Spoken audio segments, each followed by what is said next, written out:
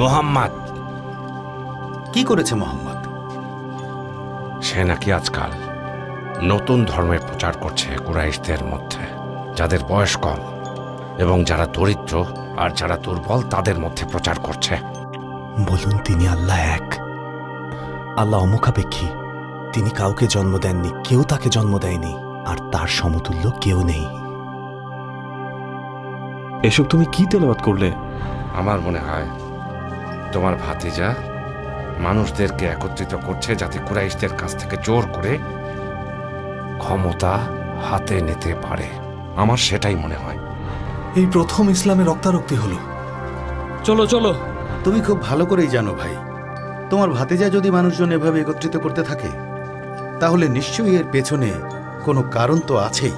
আমি শুধু এই ব্যাপারে এইটুকু জানি, মোহাম্মদ কখনো খারাপ কিছু প্রচার করবে না। কেন তুমি ওর ব্যাপারে গোপনে কথা বলে বেড়াচ্ছ?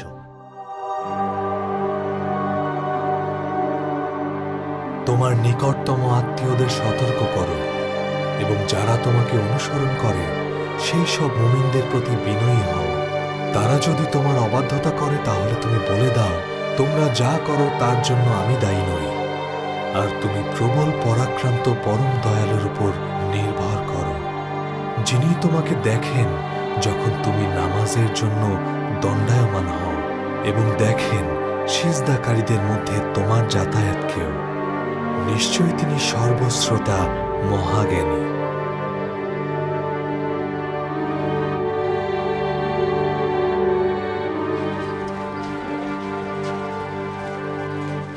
এটা আল্লাহ রাসূলের উট না? এখন তো হেরা গুহা থেকে আল্লাহ রাসূলের মক্কায় ফিরে আসার সময় নয়। এই সময় তো আসতে দেখিনি। নিশ্চয়ই কোনো গুরুত্বপূর্ণ কারণে নবীজি তাড়াতাড়ি ফিরে এসেছেন। তিনি অসুস্থ না তো? চলো গিয়ে দেখি কি হয়।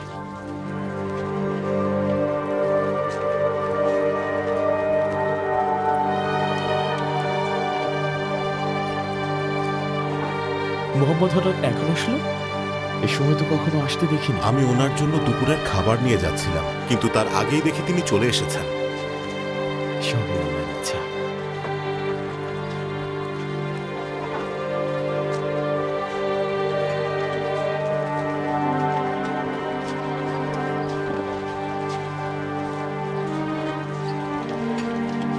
কি হতে যাচ্ছে?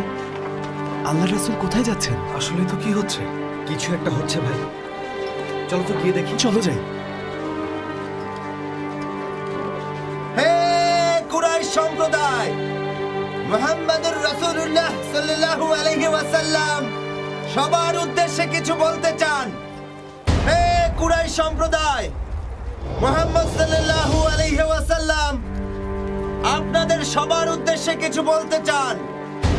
হে কুরাইশ সম্প্রদায়, অতএব আপনাকে যা আদেশ করা হয়েছে তা প্রকাশ্যে বর্ণনা করুন এবং যারা আল্লাহর সাথে মিথ্যা উপাস্যকে শরীক করে তাদের থেকে দূরে সরে যান। হে মুমিন ভাইয়েরা, আল্লাহর শপথ, যদি কুরাইশের কেউ আল্লাহর রাসূলের ক্ষতি করতে চায় তাহলে আমরা তাদের সাথে যুদ্ধ করব।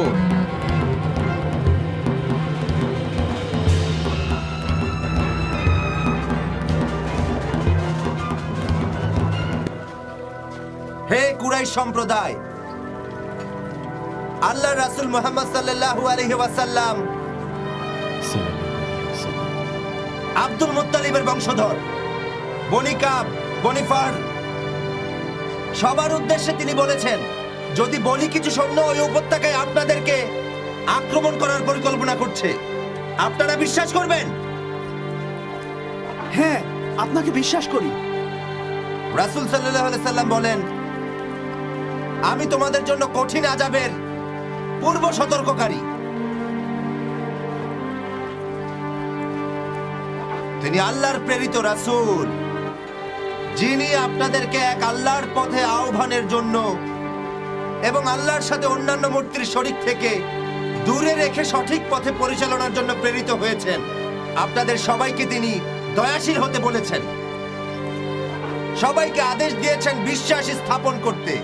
আশহাদু আল্লা ইলাহা ইল্লাল্লাহু ওয়া আন্না মুহাম্মাদান রাসূলুল্লাহ।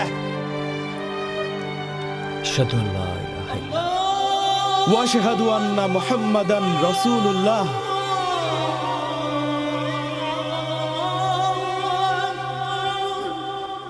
নির্বোধ, তোমার সর্বনাশ হোক, এটা বলার জন্য ডেকেছ? পরম করুণাময় ও অসীম দয়ালু আল্লাহর নামে। আবুল আহাবের হস্তদয় ধ্বংস হোক এবং ধ্বংস হোক সে নিজে। কোনো কাজে আসেনি তার ধন সম্পদ ও যা সে উপার্জন করেছে।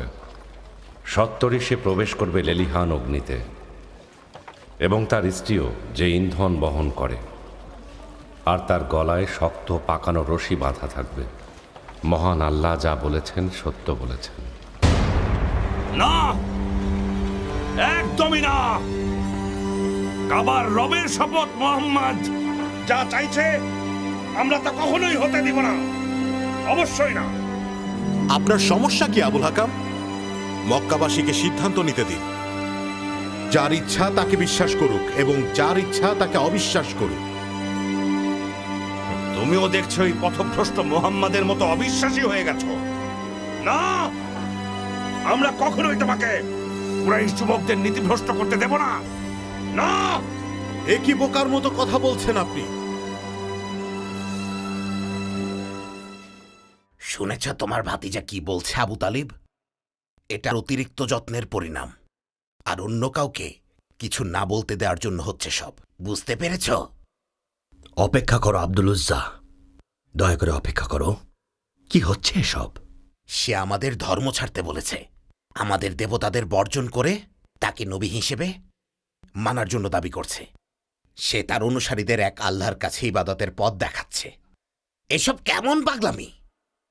সে আমাদেরকে দেশ ছাড়া করার জন্য আর মেরে ফেলার জন্য কুরাইশদেরকে উস্কানি দিচ্ছে। কাবার মালিকের শপথ সে কখনোই সফল হবে না। আর কি চাও তুমি আবুল আহাব? আমি সব সময় তাকে বাধা দেব। একটু দাঁড়াও ভাই, দাঁড়াও। আমি হাসিম গোত্রের প্রধান, সিদ্ধান্তটা আমাকে নিতে দাও। আমি বেঁচে থাকতে মুহাম্মদের কেউ কোনো ক্ষতি করতে পারবে না। 3 বছর গোপনে রাসূল সাল্লাল্লাহু আলাইহি ওয়াসাল্লাম দাওয়াত দেওয়ার পর প্রকাশ্যে ধর্ম প্রচার শুরু করেন।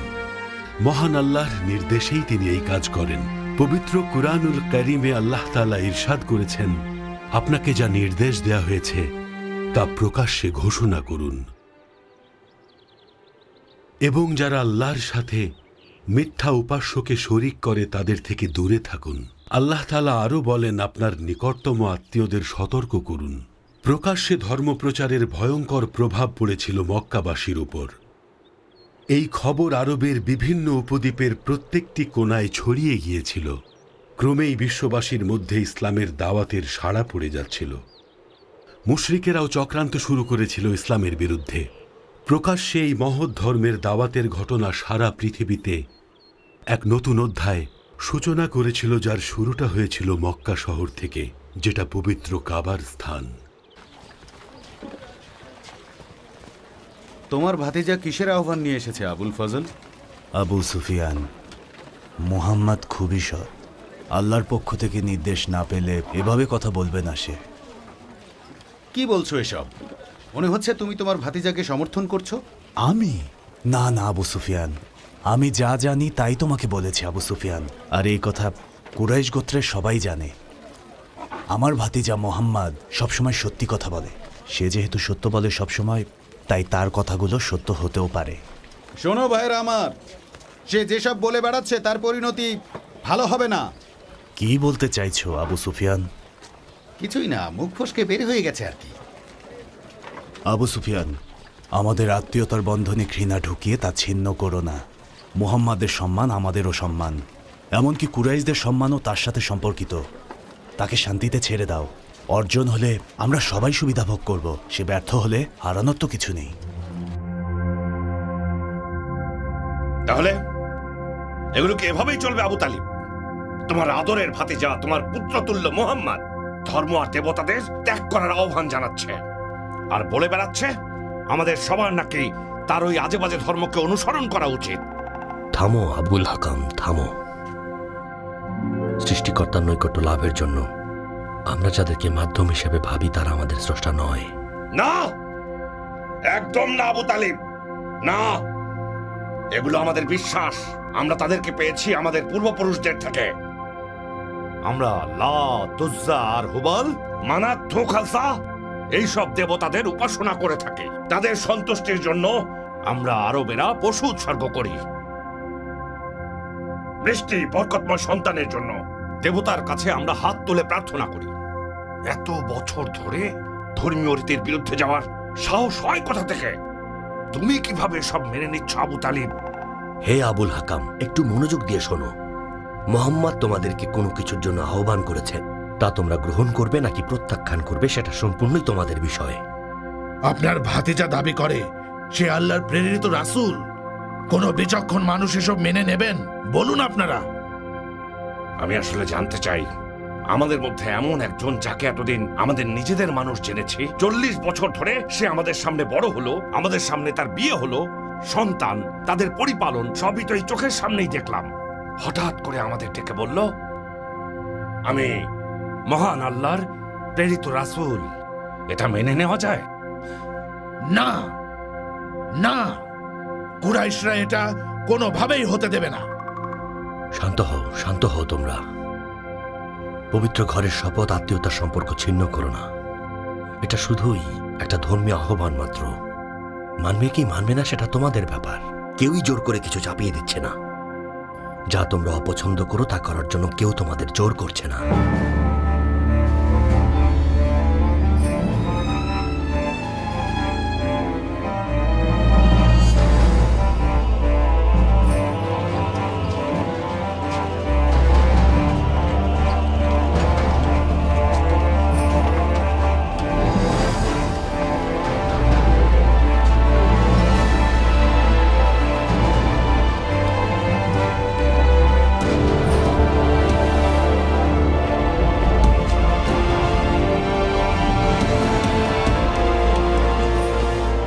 হে কুরাইশ সম্প্রদায়ের জনগণ, কাবার পাশে তোমাদের এত চিৎকার করে কথা বলতে শুনলাম কেন?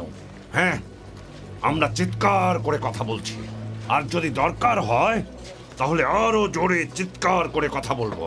এসব কি আবুল হাকাম? মুহাম্মদ ইবনে আব্দুল্লাহ আমাদের ডেকে বলে সে আল্লাহর নবী, আর আমাদের তাকে অনুসরণ করা উচিত। শুধু এইটুকু বললেও ভালো ছিল। সে আরো বলে আমাদের মূর্তিগুলো ফেলে পূর্বপুরুষদের ধর্মকে প্রত্যাখ্যান করতে। এখানে সমস্যা কোথায়? সমস্যা কোথায়? না, লাত আর উজ্জার শপথ সে সব করছে আমাদের উপর কর্তৃত্ব ফলাতে তাদের।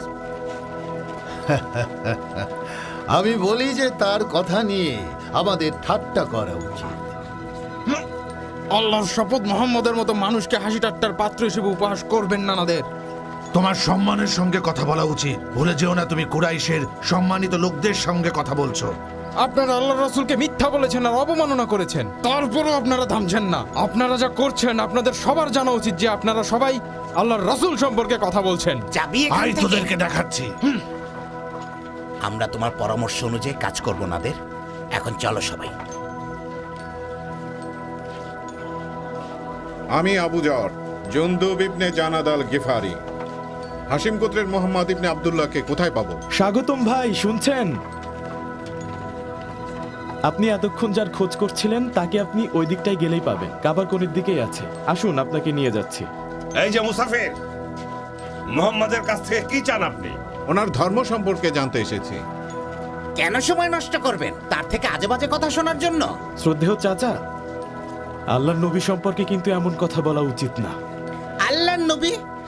আল্লাহর নবী? লাত আর উজ্জার কসম, সে বনি হাসিমের জন্য দুর্যোগ বয়ে এনেছে। আপনার কথা শোনা মাত্রই ইয়া রাসূলুল্লাহ বহু পথ পাড়ি দিয়ে এসেছি। আল্লাহর শপথ, আমি কাউকে ভয় পাই না। কি বলতে হবে? বলুন, আশহাদু আল্লা ইলাহা ইল্লাল্লাহ ওয়া আশহাদু আন্না মুহাম্মাদান রাসূলুল্লাহ। আশহাদু আল্লা ইলাহা ইল্লাল্লাহ ওয়া আশহাদু আন্না মুহাম্মাদান রাসূলুল্লাহ। তোমাকে কিছু কথা বলি আবু বকর, শোনো। আমাদের মনে হয় না আবু বকরের মতো এমন বিচক্ষণ জ্ঞানী ব্যক্তি এসব ফালতু ধর্মের কথা বিশ্বাস করবে। আমি আশা করি মহান আল্লাহ আপনাদের অন্তর খুব তাড়াতাড়ি ইসলামের আলোয় আলোকিত করে দিবেন। না, ইসলাম আমাকে আলোকিত করবে না। তুমি কি করে ভাবলে এই আমি মোহাম্মদকে অনুসরণ করব? মুহাম্মদ আপনাদের সত্যের ধর্মের দিকে পথ প্রদর্শন করবে। আল্লাহ তাকে যা নির্দেশ দিয়েছেন তা তাকে করতে দিন। যতক্ষণ পর্যন্ত আল্লাহ সঠিক পথ আপনাদেরকে না দেখান, আপনারা চাইলে তার কথা উপেক্ষা করতে পারেন, কিন্তু আল্লাহ ও তার নবীর বিরুদ্ধে যাবেন না। আরে আশ্চর্য, এসব কেমন কথা? এখন কিন্তু আমার ধৈর্যের বাঁধ ভেঙে যাচ্ছে। আল্লাহর শপথ বলছি, আমি আমার বিশ্বাসের কথা সবার সামনে ঘোষণা করব। কারণ মুসলমান হওয়ার আগেও আবু যর কাউকে ভয় পায়নি, আর ইসলামের আলোয় পরিপূর্ণ হওয়ার পর তো আরও না। এরপর আবু যর আল গিফারি আল্লাহর পবিত্র ঘরের দিকে অগ্রসর হন। ওরা ওনাকে খুব বাজেভাবে আঘাত করেছেন। আপনার সাথে তারা যা করেছেন তা কোনোভাবেই ঠিক হয়নি। কি করলে সালমান? তুমি সত্য ধর্মের সন্ধানে বের হয়ে শেষ পর্যন্ত একজন কৃতদাস হয়েছ।